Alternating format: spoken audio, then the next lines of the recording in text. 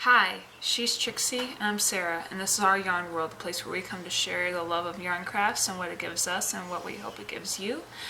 We are on episode 64, which is a great number, and we're here to just share with you some of our progress and updates. WIPS, works in progress today. Things that we're kind of knocking out of our WIP basket, so Yeah. to speak. Especially for me, I have too many things in the basket, so I have to kind of like empty it out and Yeah. get things done. Finish things up and get them done, and then you can start new things. Yeah. As some of you might notice, I did change my hair color. Hey, it's summer. Yeah, It's a summer color, right? that's not why I did it, but yeah. Got a haircut and got it dyed, so. Yeah. Okay, so last week I was showing you that I finished all of my circles in all 32 of them. And this week I have gotten one, two, three, four, five, six of them into squares. Well, 5. I had one, I think, already. So, making them into squares. So we've got that. And I love that one. I think this is going to make the whole blanket right there. Which my granddaughter's already claimed because she saw all the dots and she loves rainbows, and she's like, oh, a rainbow blanket. Is that for me? And I'm like, well, it kind of is now. And the yellow and the blue is the first one that I started, got the squared up, and then I've got one pink. Actually, I've got 2 pinks, but yeah, so that's what I've gotten done. I'm really getting excited because it's starting to get together now. You know, I did all the circles, now I'm making them into squares, and then the next step is to sew them into a blanket or Afghan. And I think what I'm going to do, instead of using a crochet hook and crocheting it, I think I'm going to use my, I don't know if you can see that, my biggest hook or my biggest needle that I have, and just sew it together. I think that's going to be the easiest for me. I can crochet it together. I've done it before. I just think that this is going to be easier for me. And I think it'll hold together. I mean, my granddaughter's only 3. So if it has to go through a little bit of torture, I think it'll stand the test. So, and the second thing that I have is the Olivia embroidery project that I'm making, the slow stitch project, and I've gotten a little bit of that done. This little patch with the butterfly on it, I have put some gold into it and stitched all the way around the square, and the hearts I have stitched all the way around the heart, and the pink heart, and the purple heart. So I did order a embroidery book so I can get a lot more stitches under my belt. I used to do this years ago. I've only got a few basic stitches that I can do to make things look okay, but I don't know. I just would like to have some new ones under my belt and to learn some stuff and to put it into these projects that I'm doing for the kids for Christmas. I think it would be a really good way to do something like this. So I'm looking forward to getting that book and figuring out some stitches and making this really come alive. So, what you got going on? I like to mention that Olivia, when she saw my mom work on it for a little bit, thought the fairy was her. It is her. And she even today when I went to go watch them for a little bit, she's like, remember that little girl that had the wings? That's me, Nana. And I'm like, I know. And she gets up on chairs and flies with her, her arms outstretched, and she just loves to fly. She watches Paw Patrol, and she loves Sky High. And she is just a little girl that isn't afraid to fly right now. So I don't think she really knows what it entails, but for her, flying is a good thing. And that's good. That's fine. Maybe she will be a flyer one of these days. We just don't know. But, God's got purpose for each and every one of us, and maybe hers is to fly. Yep. Only thing I've been working on is, like I said, I'm trying to complete my WIPS, my works in progress, even just projects in general that I need to finish. One of them being the truck that I started. So this honkin' thing is supposed to go to my godchild. It was supposed to be his birthday present, and it's gonna turn into a different sort of gift, but that's fine. I was able to do other things for his birthday as this was in the progress, so obviously it's not to say that he doesn't already know I love him, but this is going to be really cool once it's completed for him, and it's pretty much already done. When you last saw it, I had the whole entire body done, and I was already had 2 wheels completed. And as you can see, these wheels, compared to the size of the truck, it's a monster truck. It's supposed to be a monster truck. So yeah, it's pretty intense. Yes. It's going to be such a good thing because he loves cars so much and he loves trucks so much. Yeah.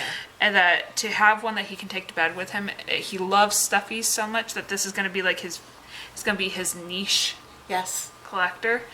And I'm so excited for him. Since Monday, I've been working on the last 2 wheels, and I pretty much have this. I have this one pretty much already done. I just have to still finish some of the inside work, and I'm already on the last wheel. And like I said, if I had had more time yesterday, this would have already been about the same place as this, and maybe I would have been a little bit farther along. But to say I haven't gotten a lot done, I'm on the last wheel. Once I'm done with this wheel, I'll get the insides of both of them done, stuffed, and then I have to just make the axle that connects them. And then once they're both done, I just have to connect it to the truck. And as long as I'll scan through the rest of the project, but I left the wheels for last, so I am under the impression that should have been the last thing I had to do. I don't know whether this was supposed to have like lights on the top of it or something, but if it is, you know what I mean? Like, that's going to be such a small little thing I have to accomplish. The embellishments. Yeah, but I try to, get all the embellishments done. That's the whole point, is that, this was supposed to be the last thing, because I was dreading the wheels the most, but the first time I made the wheel was obnoxious. Forming this shape where you start from the middle, and like I said, you have to make a wall, then branch back out, and then go flat, and then come back in to make the shape of the wheel was just hard to. I mean, it wasn't that it didn't make sense. It just was, like I said, just obnoxious to have to accomplish, I guess. But once I did it the second time, got the first one done, did it another time, I almost had the pattern completed, memorized to some degree. I hadn't picked this project up in probably about a month, but even though I was watching a movie, I already was like, oh, I have to, make a magic circle, put 6 in it, and just get to 48, and then I think I have to go up a little bit, and then I have to change color and go branch out, and I already had, and then I have to go to, until it was, 15 maximized, in my head, I had, and then I was and then the thickness is 10 rows, and, Right. It's some of it was kind of there, and then when you decrease, you're going back to 48, and it's you memorize it, and then you start to get the feel of it, and it just happens. It's the difference between the stop and go of having to figure out the pattern. Then by the time you're on to the third thing, you're just like, I remember doing this before. And that's how I am on the squares too. I finally, once you figure out the circles, you're golden. You got it. You know you can do it. Doing the squares, same way. After you do a couple, it's like, oh yeah, okay. Now I know where I'm at and what I got to do next. It's not the stop and go, and go. It's kind of like learning a stick shift. Yeah. You have to get used to all the mechanics, but once you're done, you're driving as quickly as any sort of automatic. But I have to say, we're both working in black right now. And black yarn is not easy to work with, especially if you're working in a darker room or without proper lighting or whatever. You need good lighting to be working with black yarn, and it's going to make both of our projects just pop and make sense. It's just harder to work with. The hardest part for me to work with is this decreasing rows, because with the increasing, I kind of have a feel. You can see where they are. But it's like, even if you put them in the wrong place, you're still getting what you want. Right. Whereas if you don't get where the right decreases are, and like you have to find these little, like you can count. Who has time for that? I mean, it's not like you don't count the first couple rows, but after a moment, you should be seeing this. A line show up. A line. Yeah. That guides you. Yeah. But it's like, you're watching a show. Do you really have time to stop and go after a moment? No. Like, I don't know. It's one of those things. It's why most of my projects get accomplished by either watching a YouTube video where it's like I don't constantly have to look up. I can pause it and rewatch it, or I listen to an audiobook. But I've been like binge watching Harry Potter. I got HBO Max, so I've just been like, I'm on the sixth movie. Okay. So yeah, like I said, I've just been like, and it's been allowing me to just kind of like multitask and kind of like pass the time. Yeah. Because it's really hard to just do something. Like you can listen to music or something, but having something to pass the time with is very helpful. Yes, it is. And I am not one who just can sit and watch TV. I can, but I like having something to do with my hands. I prefer to have something to do with my hands. I think it depends on what it is. Yeah. Do you know what I mean? Like if it's something where it's like, I love watching docu-series. I love documentaries. So like to sit down and just watch that feels very relaxing to me. I can pick something up and just have to listen to it, because all the visuals are just supposed to be contextual fillers to be able to show you what they're telling you. Right.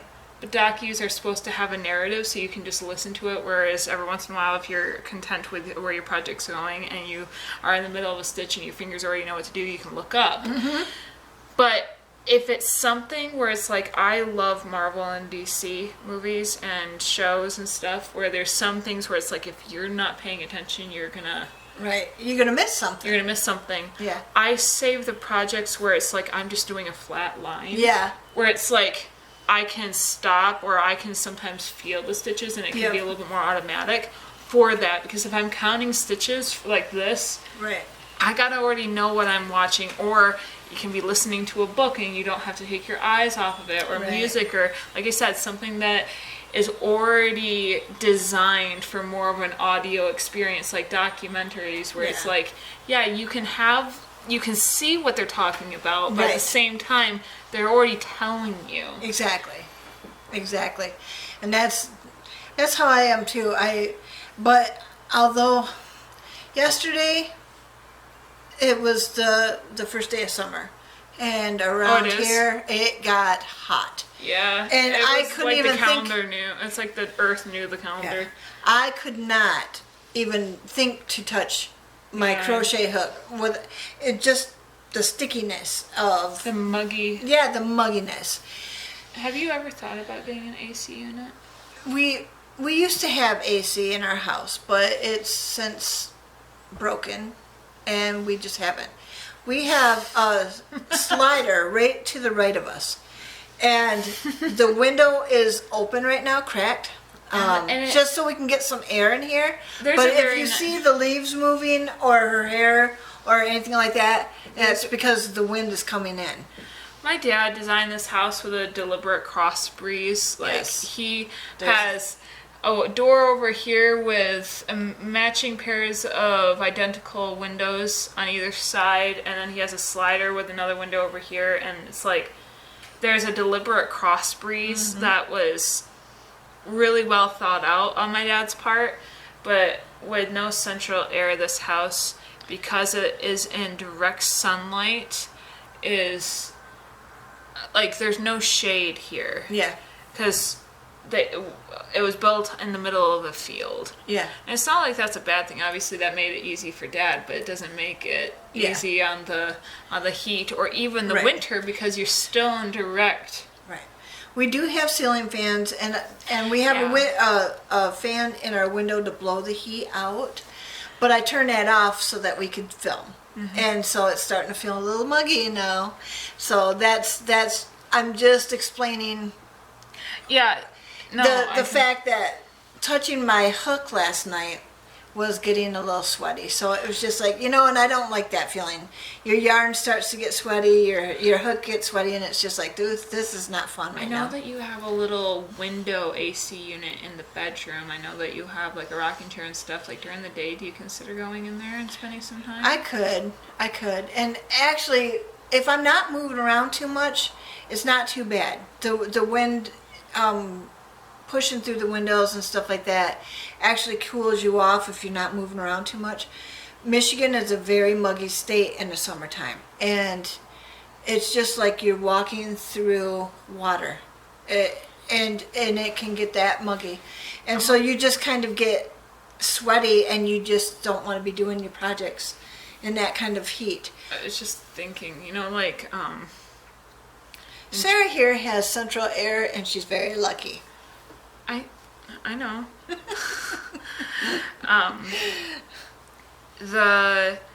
think about like in gymnastics, when I used to go to gymnastics, there was like this white chalk that would like make your hands dry out so you had more grip.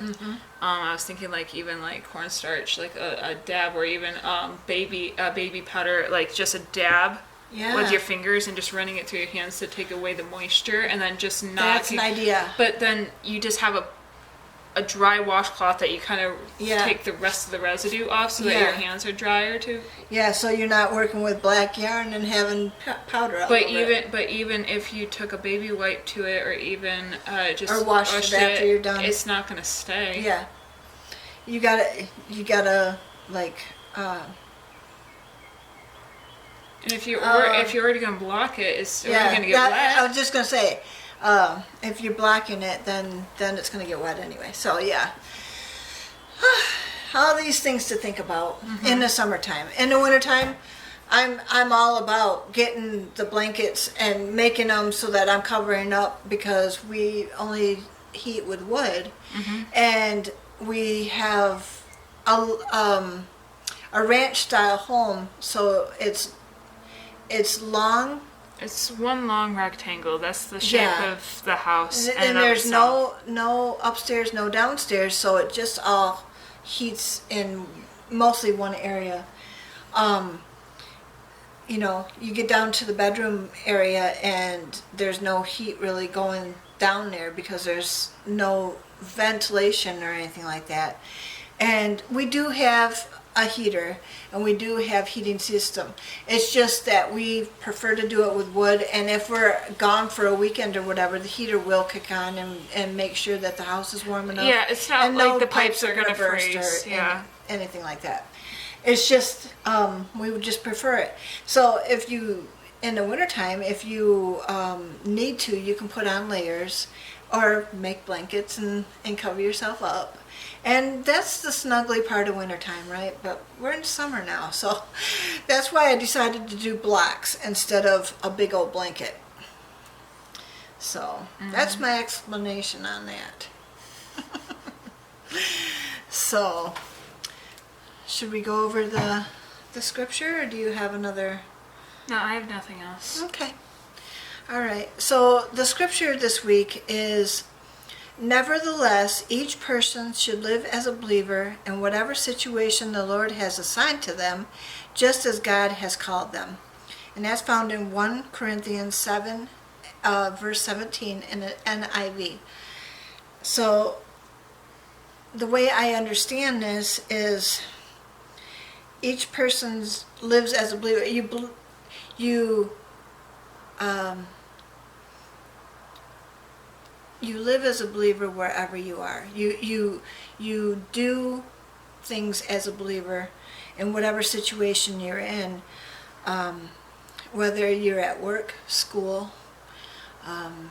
out playing baseball with the guys, having tea with your friends.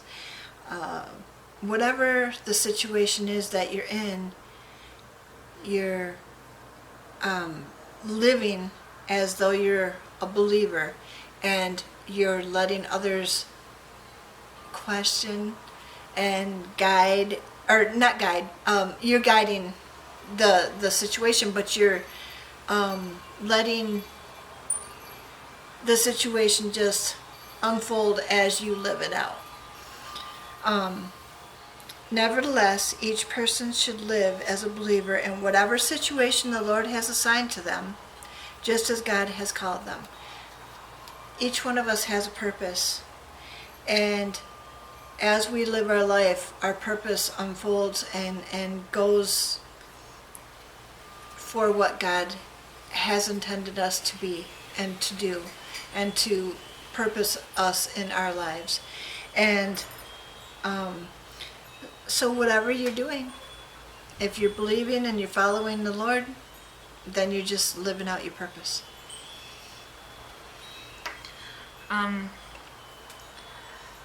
A believer is someone who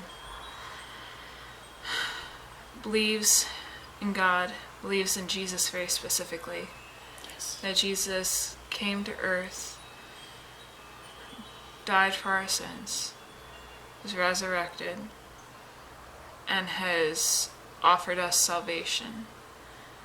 That, like I said, Jesus died, rose again. That if we, speak of it, if we believe it in our hearts and speak it with our mouths that Jesus is Lord, Yes. we will be saved because we recognize Him. But that mindful, almost awakenedness of what that means should have an effect on you as a person, to be able to recognize what is being offered, and in that being able to live a life according to that revelation. And so it can be in matters of family, friends, it could be in matters of situations, personal or business, job, or anything, that because of that, how that has affected you, it should be able to have a bit of a revelation on other things of like, well, this is how I know best to handle these situations because I believe in this thing, and this helps me center, so to speak, helps me know how I am to operate. And there is a lot of ways that can be understood, and that's part of the reason why we have denominations and different belief systems, because it's in different ways that people feel that it is the correct way to follow Jesus. I think the biggest thing is recognizing why He came, and what He did, because the best way that we know to follow Jesus is by His example. He talks about how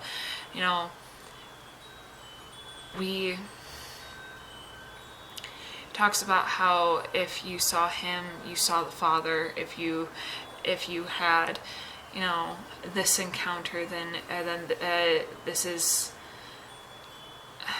the equivalent of, and there is this revelation of when we have an experience with Jesus, we understand something.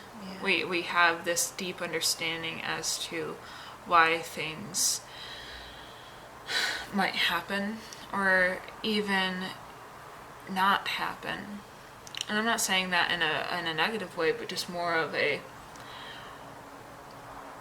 not everything can be explained in this lifetime, but just knowing that God is with us, that He's actively walking with us, that by taking up this relationship, you're never walking alone. It talks about a yoke that He picks up with you and carries it with you. And if you know what a yoke looks like, it's the structured piece, generally, from what I understand, is wood that is framed to go over two unison built animals. So normally ox or horses, that it's a framework so that when they go in the same direction together, they have the same amount of force to whatever it is loaded to or chained to behind. So like a plow or a carriage or something, Or a it wagon.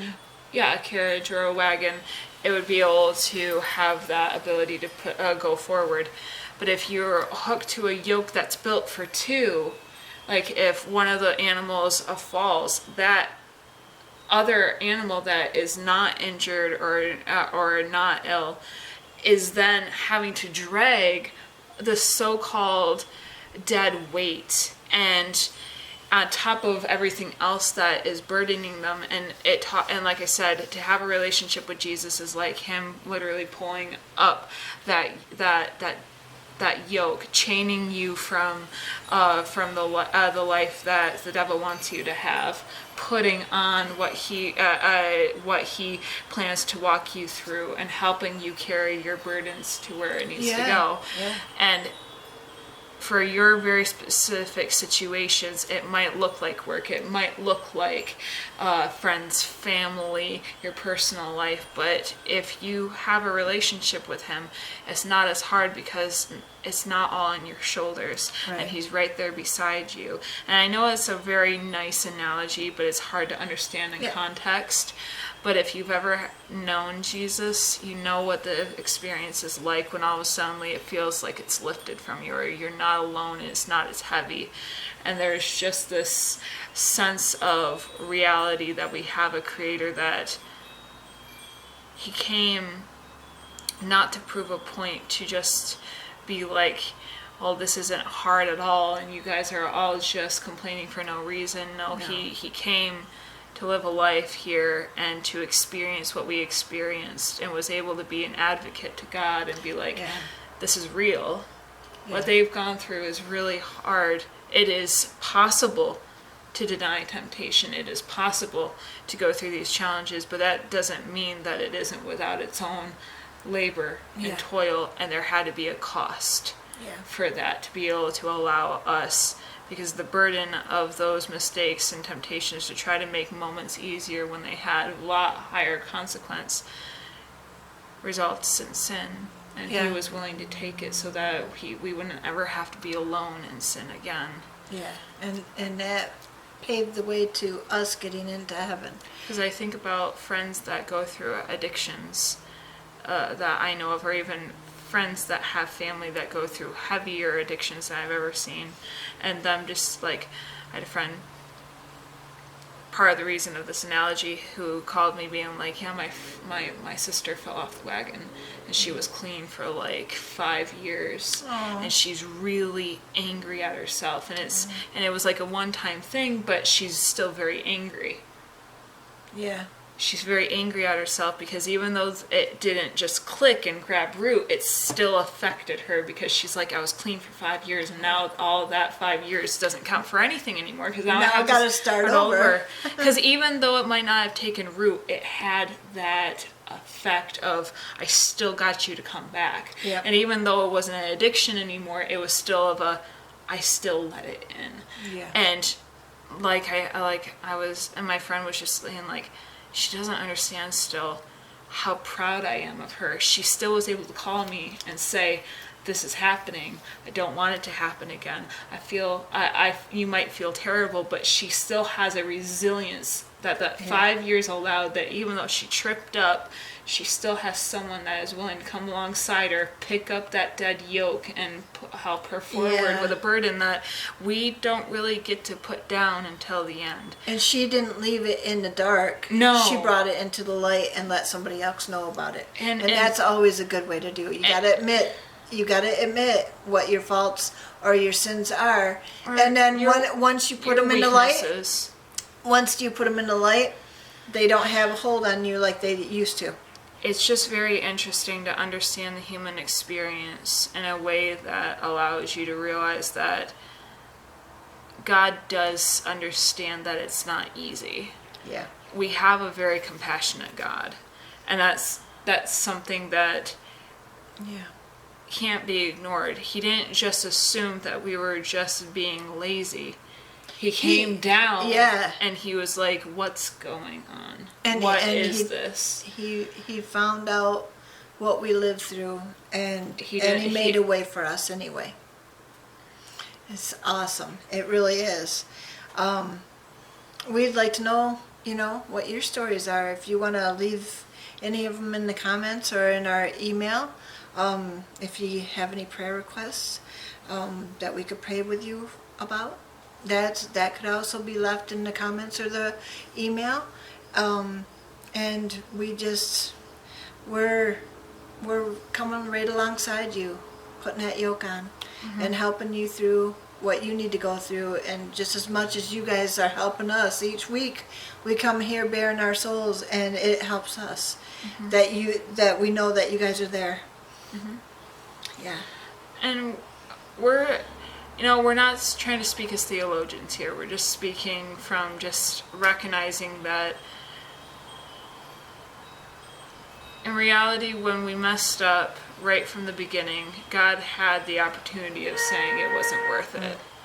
You know what I mean? Like, everything was destroyed. Everything that he put his hard work in was destroyed by his creation that didn't even want to listen. But at the same time, he still saw worth in us. Right.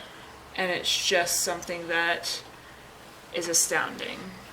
Right. So we hope that you guys got something out of this and that you are doing well. We will see you next week on episode 65. And as always, we love you and we hope to see you again soon. And as always, I can't think of it. Stitch your way Yeah, sorry. to mental health.